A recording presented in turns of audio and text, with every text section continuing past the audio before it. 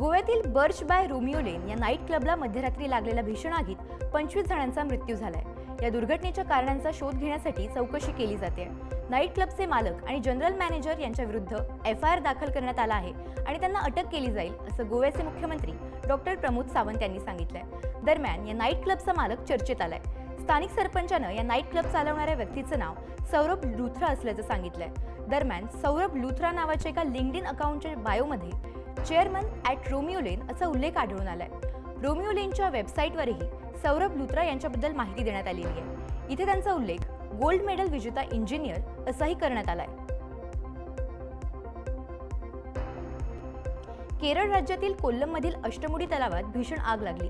आज पहाटेच्या सुमारास ही भीषण आग लागली होती। या आगीत मासेमारी करणाऱ्या 10हून अधिक बोटी जळून खाक झाल्या आहेत। आग लागण्याचं नेमकं कारण अद्याप अस्पष्ट आहे।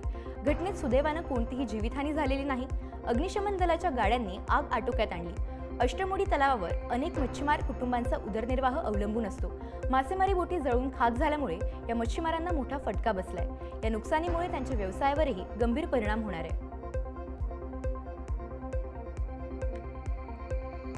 नोकरी करत असाल तर ही बातमी तुमच्यासाठी अत्यंत महत्त्वाची, कारण तुम्हाला दिलासा देणारं विधेयक संसदेत सादर झालंय। शरद पवारांच्या राष्ट्रवादीच्या खासदार सुप्रिया सुळेंनी नुकत्याच सुरू झालेल्या हिवाळी अधिवेशनात राईट टू डिस्कनेक्ट बिल 2025 हे विधेयक लोकसभेत सादर केलं।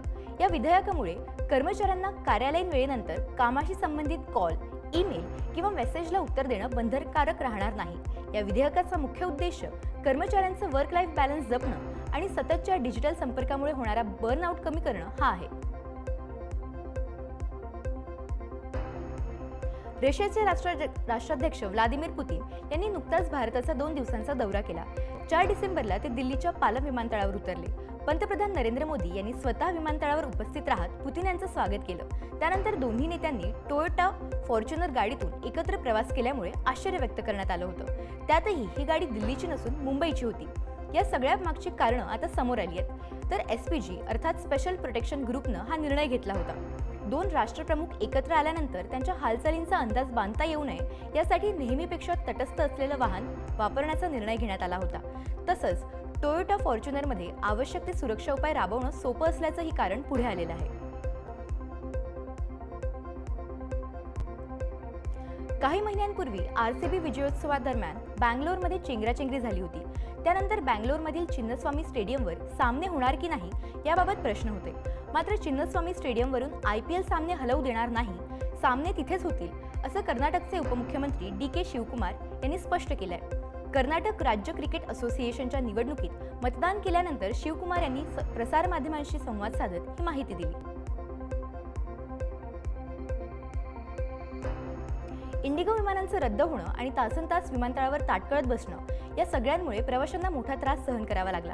मात्र या समस्या उद्भवल्या त्याच दिवशी इंडिगोच्या संचालक मंडळानं बैठक घेतली अशी माहिती आता समोर आली आहे। व्यवस्थापनाकडून सदस्यांना संकटाचं रूप आणि व्याप्ती याबद्दल सविस्तर माहिती या बैठकीत देण्यात आली। या बैठकीनंतर फक्त बोर्ड सदस्यांसाठी एक सत्र आयोजित करण्यात आलं होतं। त्यामध्ये संकट व्यवस्थापन गट म्हणजेच क्रायसिस मॅनेजमेंट ग्रुप स्थापन करण्याचा निर्णय घेण्यात आला असल्याचीही माहिती मिळते।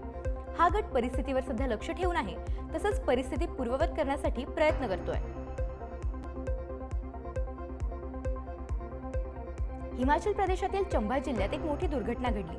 शावा गावात एका लग्न समारंभादरम्यान मातीचं घर अचानक कोसळलं। या घटनेत 20 ते 25 महिला जखमी झाल्या असल्याची माहिती समोर आली आहे। या सर्व जखमींना तातडीनं हॉस्पिटलमध्ये दाखल करण्यात आलं असून सध्या त्यांच्यावर उपचार सुरू आहेत। घटनेच्या वेळी महिला पारंपरिक लग्नाच्या नृत्यात सहभागी झाल्या होत्या। यावेळी अचानक मातीच्या घराचा एक खांब तुटला आणि संपूर्ण छत कोसळलं। या घटनेचा व्हिडिओ आता समोर आलाय। घटनेनंतर नागरिकांनी तातडीनं बचावकार्य केल्यानं सुदैवाने मृत्यूची नोंद सध्या झालेली नाही।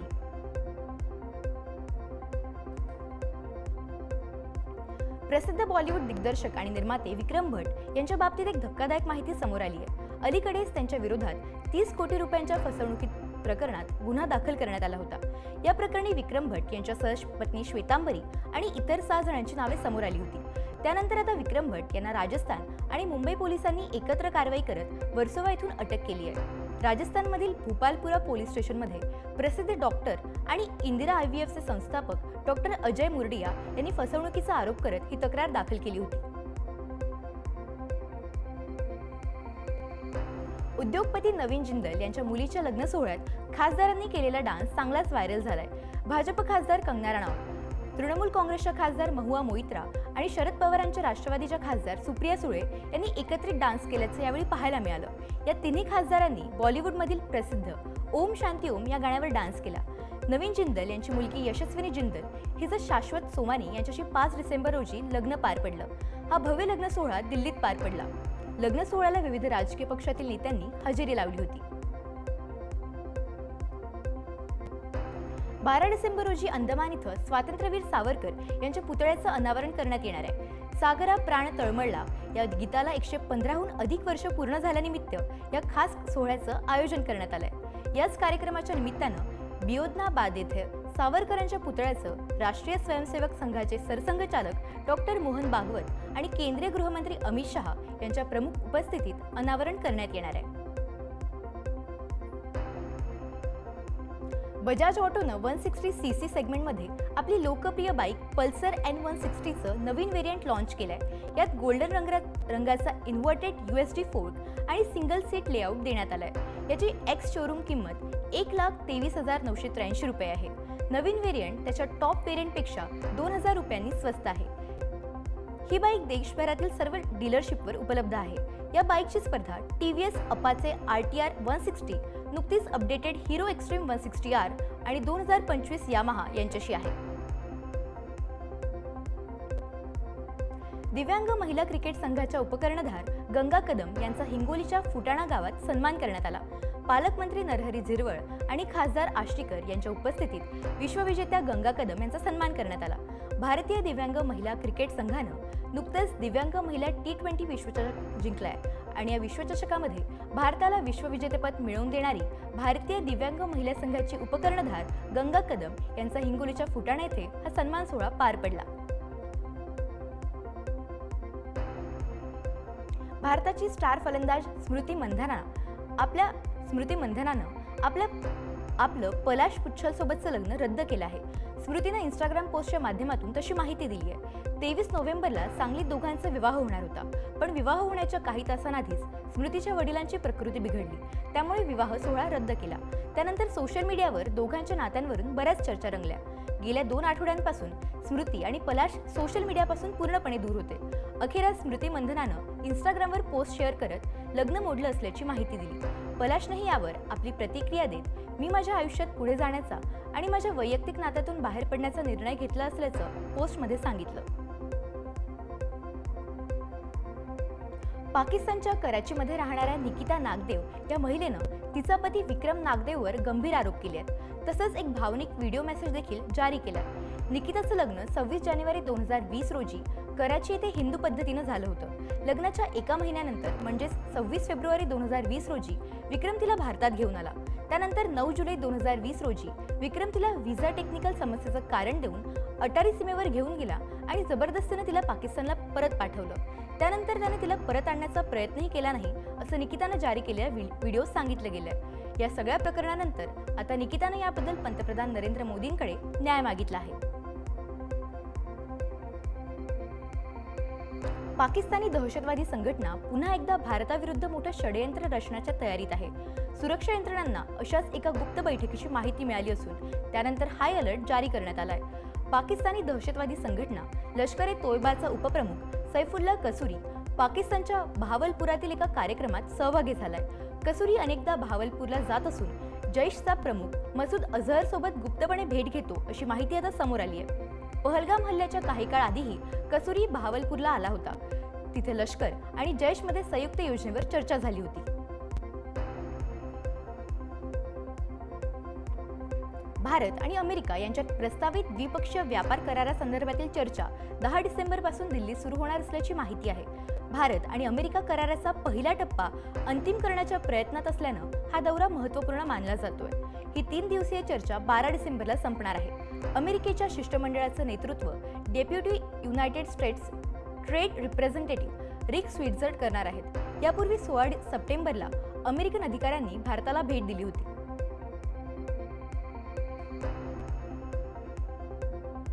युक्रेनमध्ये सशस्त्र सेना दिनापूर्वी रशियानं मोठ्या प्रमाणावर हल्ला केलाय. रशियानं 29 ठिकाणांवर 653 ड्रोन आणि 51 क्षेपणास्त्र डागली आहेत। यापैकी 585 ड्रोन आणि 30 क्षेपणास्त्र पाडण्यात आली असून यामुळे देशभरात 8 लोक जखमी झाले असल्याची माहिती युक्रेनियन हवाई दलाने दिली आहे। या हल्ल्यात अनेक ऊर्जा केंद्र आणि रेल्वेच्या पायाभूत सुविधांचं नुकसान झालंय, तर अणुभट्ट्या बंद असल्यामुळे कोणताही धोका निर्माण झाला नाही। रशियानेही युक्रेनवर हवाई हल्ले केल्याचा आरोप केलाय। चीन आणि जपानमध्ये गेल्या अनेक दशकांपासून तणाव आहे। चीन जपानला हा स्वतःचा भाग मानतो, मात्र जपानने नेहमीच त्याला विरोध केलाय। सध्या दोन्ही देशातील तणाव धोकादायक वळणावर येऊन पोहोचलाय। दोन्ही देशातील तणावामुळे इंडो पॅसिफिकमध्ये युद्धजन्य परिस्थिती निर्माण झाली आहे। चीन सतत जपानविरुद्ध कुरघोड्या करतोय। नुकतंच चीनने जपानच्या ओकिनावाच्या समुद्री भागात लढाऊ विमानांना रडार लॉक केला आहे, त्यामुळे जपानने यावर तीव्र संताप व्यक्त केला। ट्रम्प प्रशासनानं आपल्या राष्ट्रीय सुरक्षा धोरणात मोठा बदल केलाय। या धोरणानुसार अमेरिका आता रशियाला धोका म्हणून संबोधणार नाही। हे ट्रम्प यांच्या अमेरिका फर्स्ट धोरणावर आधारित आहे। अमेरिकेनं शुक्रवारी 29 पानांचा एक दस्तऐवज जारी केला। आता अमेरिका रशियासाठी थेट धोका आणि शत्रू म्हणणारी भाषा वापरणार नाही, अशी माहिती रशियन प्रवक्ते दिमित्री पेस्कोव यांनी दिली आहे। रशियाने या बदलाचं स्वागत केलंय। 2014 मध्ये क्रिमियाला रशियामध्ये विलीन केल्यापासून आणि 2022 मध्ये युक्रेनवर हल्ला केल्यापासून अमेरिका रशियाला मोठा धोका मानत होता। अमेरिकेत असणाऱ्या जगातील सर्वात भयावह ज्वालामुखी किलिओ पुन्हा एकदा जागृत झालाय। या ज्वालामुखीचा विस्फोट झाला असून हवेत 400 मीटर उंचीपर्यंत लाव्हा आणि राख बाहेर पडतायत। तसंच यामुळे आकाश पूर्ण लाल झाल्याचंही दिसून येतंय। याचा भयावह व्हिडिओ देखील सध्या सोशल मीडियावर व्हायरल होतोय। अनेक वर्षांनंतर या ज्वालामुखीचा विस्फोट झाल्याचं तज्ज्ञांकडून सांगण्यात आलंय। सध्या अमेरिकेच्या जिओलॉजिक सर्व्हेनं हवाई राष्ट्रीय उद्यान बंद केलंय। तसंच यामुळे कोणताही गंभीर धोका नसल्याचं देखील सांगण्यात आलंय। इराणच्या किश बेटावर झालेल्या मॅरेथॉनमध्ये अनेक महिला स्पर्धकांनी हिजाब आणि स्कार्फ शिवाय धावल्याचे फोटो सोशल मीडियावर व्हायरल झालेत। या घटनेनंतर मॅरेथॉनच्या 2 आयोजकांना सार्वजनिक सभ्यतेचं आणि नियमांचं उल्लंघन केल्याबद्दल अटक करण्यात आली आहे। यामुळे इराणमध्ये महिला स्वातंत्र्य आणि सरकारी धार्मिक निर्बंधांवरील वादविवाद पुन्हा एकदा तीव्र झालाय। या मॅरेथॉनमध्ये सुमारे 2000 महिला आणि 3000 पुरुषांनी सहभाग घेतला होता।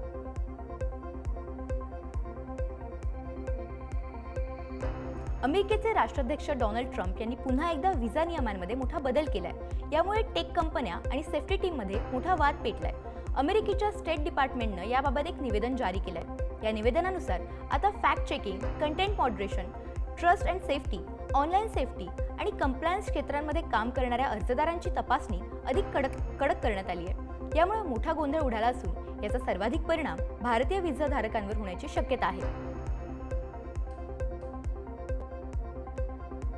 गेल्या 70 वर्षांपासून कडक बंदी असलेल्या सौदी अरेबियात राजधानी रियादमध्ये आता काही परदेशी नागरिकांना दारू विकली जात असल्याचं उघड झालंय। दारू खरेदीची सुविधा पूर्वी फक्त राजदूतांना होती, ती आता प्रीमियम रेसिडेन्सी परवाने असलेल्या बिगर मुस्लिम श्रीमंत परदेशी लोकांनाही उपलब्ध झाली आहे। हा बदल क्राऊन प्रिन्स मोहम्मद बिन सलमान यांच्या व्हिजन 2030 अंतर्गत देशात पर्यटन आणि तेल व्यतिरिक्त महसूल वाढवण्यासाठी करण्यात आलाय। पाकिस्तानी लष्कर प्रमुख जनरल असीम मुनीर यांनी थेट माजी पंतप्रधान इम्रान खान यांच्या राजकीय अस्तित्वावरच प्रश्नचिन्ह उभे केले आहेत। लष्करानं आज एक अधिकृत निवेदन जारी करून तुरुंगात असलेले इम्रान खान हे मानसिकदृष्ट्या आजारी आणि देशद्रोही भाषा बोलणारे असल्याची घोषणा केली आहे। या घोषणेनंतर सरकारनं त्वरित कारवाई करत इम्रान खान यांना भेटण्याची पूर्णपणे बंदी घातली आहे। त्यांच्या वकिलांनाही आता प्रवेश मिळणार नाही। इतकंच नाही तर सरकार PTI आणि त्यांच्या डिजिटल नेटवर्कवर पूर्ण बंदी घालण्याच्या तयारीत आहे। पाकिस्तानच्या राजकारणातून इम्रान खान यांना पूर्णपणे बाजूला करण्याचा हा प्रयत्न असून यावर आता जगाचं लक्ष लागलंय। कॅलिफोर्नियाच्या आरोग्य अधिकाऱ्यांनी डेथ कॅप नावाचं विषारी जंगली मशरूम खाल्ल्यास मृत्यू आणि यकृताचे गंभीर नुकसान होण्याचा धोका असल्याचं सांगितलंय। डेथ कॅप मशरूममध्ये ॲमेटॉक्सिन नावाचं अत्यंत धोकादायक विष असतं, त्यामुळे थेट यकृत निकामी होऊ शकतं। विषारी मशरूम खाल्ल्यास 24 तासांच्या आत उलट्या, अतिसार आणि पोटदुखी ही लक्षणं दिसू शकतात। जगातील अनेक देशांमध्ये विशेषतः कॅलिफोर्निया आणि अमेरिकेत जंगली मशरूम खाणं सध्या अत्यंत धोकादायक ठरतंय। 2023 मध्ये युनायटेड स्टेट्समधील विष नियंत्रण केंद्रांमध्ये मशरूम विषबाधेची 4500हून अधिक प्रकरणं नोंदवली गेली होती। त्यात बहुतेक लहान मुलांचाही समावेश होता। अमेरिकेत एका घरात लागलेल्या भीषण आगीत भारतीय विद्यार्थिनीचा होरपळून मृत्यू झालाय. तिला जखमी अवस्थेत रुग्णालयात दाखल करण्यात आलं होतं, मात्र उपचारादरम्यान तिचा मृत्यू झाला. या घटनेनं विद्यार्थिनीच्या कुटुंबावर शोककळा पसरली आहे. सहजा रेड्डी उद्दुमाला असे या भारतीय विद्यार्थिनीचं नाव आहे. अमेरिकेच्या न्यूयॉर्कमध्ये ही घटना घडली असून भारतीय वाणिज्य दूतावासाने यावर तीव्र शोक व्यक्त केलाय. तसंच सहजाच्या कुटुंबाला सर्वतोपरी मदतीचं आश्वासन देखील देण्यात आलंय. शक्तिशाली भूकंपाच्या जोरदार झटक्यांनी अलास्का आणि कॅनडाच्या सीमा हादरल्या आहेत. युकॉन टेरिटरीच्या सीमेजवळ 7 रिश्टर स्केलचा भूकंप झाला असून त्यामुळे लोकांमध्ये भीतीचं वातावरण आहे. या भागात कमी लोकसंख्या असल्यामुळे कोणत्याही जीवित किंवा वित्तहानीची घटना घडलेली नाही. मात्र या भूकंपानंतर 20 आफ्टरशॉक देखील जाणवल्यानं नागरिकांमध्ये भीतीचं वातावरण आहे. जपानी सरकारनं डिमेन्शियाच्या वाढत्या समस्येवर मात करण्यासाठी GPS ट्रॅकिंग सिस्टीम AI आणि AIREC सारख्या मानवी रोबोट्सचा वापर सुरू केलाय.